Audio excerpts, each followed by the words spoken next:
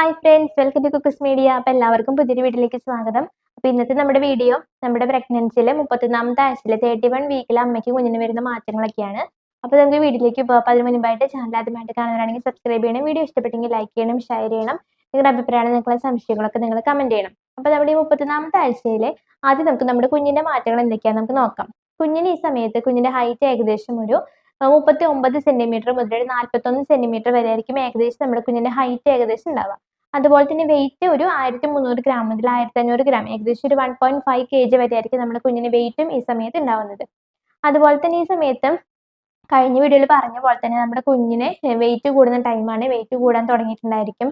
കുഞ്ഞിന്റെ സ്കിന്നിന്റെ അടിയിലൊക്കെ ഫാറ്റ്, കൊഴുപ്പ് കലകൾ രൂപപ്പെടാനായിട്ട് തുടങ്ങിയിട്ടുണ്ടായിരിക്കും. പിന്നെ കുഞ്ഞിന്റെ നഖങ്ങൾ വലുതാവുന്നുണ്ടായിരിക്കും. കുഞ്ഞിന്റെ നഖങ്ങളൊക്കെ ജനിച്ചു കഴിയുമ്പോൾ കുഞ്ഞിന്റെ കയ്യിൽ കുഞ്ഞു കുഞ്ഞു വെളുത്ത നഖങ്ങൾ ഉണ്ടായിരിക്കും. അപ്പോൾ കുഞ്ഞിന്റെ നഖം വളരാനായിട്ട് തുടങ്ങിയിട്ടുണ്ടായിരിക്കും. അതുപോലെ തന്നെ കഴിഞ്ഞ വീഡിയോയിൽ പറഞ്ഞ പോലെ തന്നെ കുഞ്ഞിന്റെ ദേഹത്തുണ്ടായിരുന്ന ഹെയർ ലാനുകൊക്കെ കൊഴിഞ്ഞു പോകുന്നുണ്ടായിരിക്കും. ഈ സമയത്തൊക്കെ ഹെയർ ഒക്കെ കൊഴിഞ്ഞു പോകുന്നുണ്ടായിരിക്കും. പിന്നെ നമ്മുടെ കുഞ്ഞിന് ചില കുഞ്ഞുങ്ങൾക്ക് മൂവ്മെന്റ്സ് ഈ സമയത്ത് ഇനി അങ്ങോട്ട് കുഞ്ഞിന് മൂവ്മെന്റ്സ് കുറവായിരിക്കും നമുക്ക് കിട്ടുന്നത്. കാരണം ഇത്രയും നാള് എപ്പോഴും മൂവ്മെന്റ് നമുക്ക് കിട്ടിയിട്ടുണ്ടായിരിക്കും. പക്ഷെ ഇനി ചിലപ്പോൾ ആ മൂവ്മെന്റ് ഒന്ന് കുറയാൻ ചാൻസ് ഉണ്ട്. ചിലർക്ക് കുറയും, ചിലർക്ക് പക്ഷെ കുറയാതെ അങ്ങനെ തന്നെ കിട്ടുന്നവരുണ്ടായിരിക്കും. അപ്പൊ ഈ കുറയാനായിട്ട് കാരണം എന്ന് പറയുന്നത് നമ്മുടെ കുഞ്ഞ് വലുതാവുന്നതിനനുസരിച്ച് നമ്മുടെ യൂട്രസിൽ സ്പേസ് കുറയാണ്. കുഞ്ഞ് വലുതായി യൂട്രസിൽ നിറഞ്ഞു നിൽക്കുമ്പോൾ കുഞ്ഞിന് അങ്ങോട്ടും ഇങ്ങോട്ടും മൂവ് ചെയ്യാനായിട്ടുള്ള സ്പേസ് കുറവായിരിക്കും. അതുകൊണ്ട് തന്നെ കുഞ്ഞ് പതുക്കെയായിരിക്കും അങ്ങോട്ട് ചെരിയുന്നതും ഇങ്ങോട്ട് ചെരിയുന്നതൊക്കെ പതുക്കെയായിരിക്കും. പിന്നെ കുഞ്ഞിന് കുറേ ചിരിയാനും തിരിയാനൊന്നും പറ്റില്ല. അത്രയ്ക്കുള്ള സ്ഥലമൊന്നും ഇപ്പോൾ യൂട്രസിൽ ഉണ്ടായിരിക്കില്ല. അതുകൊണ്ട് തന്നെ നമുക്ക് മൂവ്മെന്റ്സ് പതുക്കെ എന്താ പറയുക ഭയങ്കര കുറവായിട്ടായിരിക്കും കിട്ടുക. കുഞ്ഞിന് കിട്ടുന്ന മൂവ്മെന്റ്സ് നല്ല ഫോഴ്സ്ഫുള്ളി നമുക്ക് കുഞ്ഞ് ചവിട്ടുന്നതൊക്കെ നമുക്ക് നല്ല ഫോഴ്സ്ഫുള്ളി അറിയാനായിട്ട് പറ്റും. പക്ഷെ നമ്മുടെ കുഞ്ഞിന്റെ മൂവ്മെന്റ്സ് കിട്ടുന്നത് സാധാരണ കിട്ടുന്ന അത്രയും എണ്ണം കിട്ടില്ല. അതിൽ നിന്ന് നോക്കുമ്പോൾ കുറവായിരിക്കും നമുക്ക് ഈ സമയത്ത് കുഞ്ഞിന്റെ മൂവ്മെന്റ്സ് കിട്ടുക.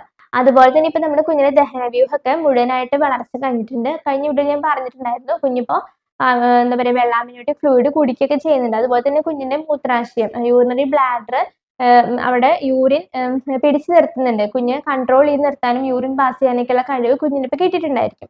അതുപോലെ തന്നെ നമ്മുടെ കുഞ്ഞിന്റെ ശ്വാസകോശമാണ് ഏറ്റവും അവസാനം ഡെവലപ്മെന്റ് കഴിയുന്ന ഒരു ഓർഗൻ എന്ന് പറയുന്നത് കുഞ്ഞിന്റെ ലങ്സ്.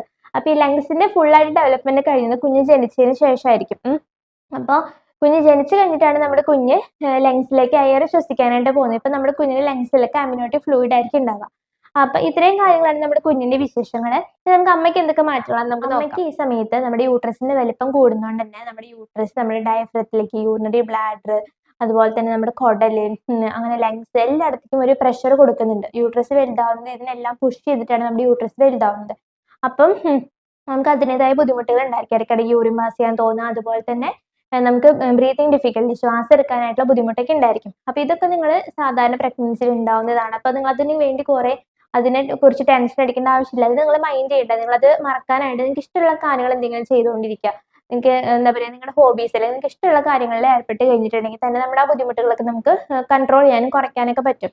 അതുപോലെ തന്നെ ഈ സമയത്ത് നമുക്ക് ബോഡി മസാജ് ഒക്കെ ചെയ്യാം. ഈ ബോഡി മസാജ് ഒക്കെ ചെയ്യുമ്പോൾ നമുക്ക് ഒരുപാട് പേർക്ക് പ്രഗ്നൻസിയിൽ വരുന്ന ബോഡിമുട്ടുകളാണ് നടുവേദന, അതുപോലെ തന്നെ പിന്നെന്താ നമ്മുടെ വെരിക്കോസ് വെയിൻ, അങ്ങനെ അവിടെ ഇവിടെയൊക്കെ നമുക്ക് ബോഡി പെയിൻ ഒക്കെ ഉണ്ടായിരിക്കും. അപ്പൊ ഇങ്ങനെയുള്ള ഒരുപാട് ബുദ്ധിമുട്ടുകൾ നമുക്ക് ഈ ബോഡി മസാജിങ്ങിലൂടെ നമുക്ക് കുറയ്ക്കാനായിട്ട് പറ്റും.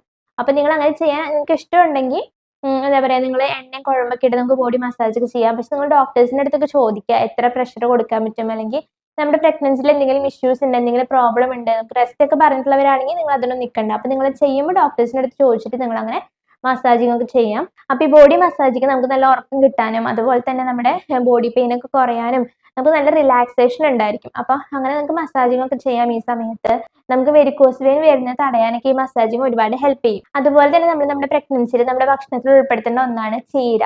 ഞാൻ മുന്നത്തെ വീഡിയോസിൽ പറഞ്ഞിട്ടുണ്ട്. അപ്പൊ ഈ ചീര നമുക്ക് ചീരയിൽ അടങ്ങിയിട്ടുള്ള ഫൈബർ, അതുപോലെ തന്നെ പൊട്ടാസ്യം, വൈറ്റമിൻ എ, ഇതൊക്കെ നമുക്ക് ഒരുപാട് ഹെൽപ്പ് ചെയ്യുന്നുണ്ട് നമുക്ക് നമ്മുടെ കുഞ്ഞിനും. അപ്പൊ ഈ ഫൈബർ ഒക്കെ നമ്മുടെ കോൺസ്റ്റിപ്പേഷൻ കുറയ്ക്കാനും നമ്മുടെ ദഹനം കറക്റ്റ് ആവാനൊക്കെ ഈ ഫൈബർ ഒക്കെ ഹെൽപ്പ് ചെയ്യും. അതുപോലെ തന്നെ ഇതിൽ അടങ്ങിയിട്ടുള്ള വൈറ്റമിൻ എ, കരോട്ടിൻ എന്ന് പറയുന്ന ഒരു വസ്തുവാണ് ഈ വൈറ്റമിൻ എ ആയിട്ട് മാറുന്നത്. അപ്പൊ ഈ വൈറ്റമിൻ എ നമ്മുടെ കുഞ്ഞിന്റെ ഇമ്മ്യൂണിറ്റി കൂട്ടാനും നമ്മുടെ ഇമ്മ്യൂണിറ്റി കൂട്ടാനും അതുപോലെ തന്നെ പ്രീ ടൈം ഡെലിവറി തടയാനും നമ്മുടെ രക്തക്കുറവ് കുറയ്ക്കാനായിട്ട് നമ്മുടെ BP കൺട്രോൾ ചെയ്യാനും നമ്മുടെ രക്തത്തിന്റെ അളവ് കൺട്രോൾ ചെയ്യാൻ, അതുപോലെ തന്നെ നമ്മുടെ കുഞ്ഞിന്റെ ശ്വാസകോശം ലങ്സിന്റെ ഡെവലപ്മെന്റിനൊക്കെ വൈറ്റമിൻ ഒരുപാട് ആവശ്യമാണ്.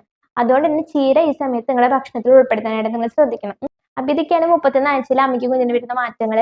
അപ്പൊ നമുക്ക് പുതിയൊരു വീഡിയോ ആയി പിന്നെ കാണാം. Okay, bye, take care.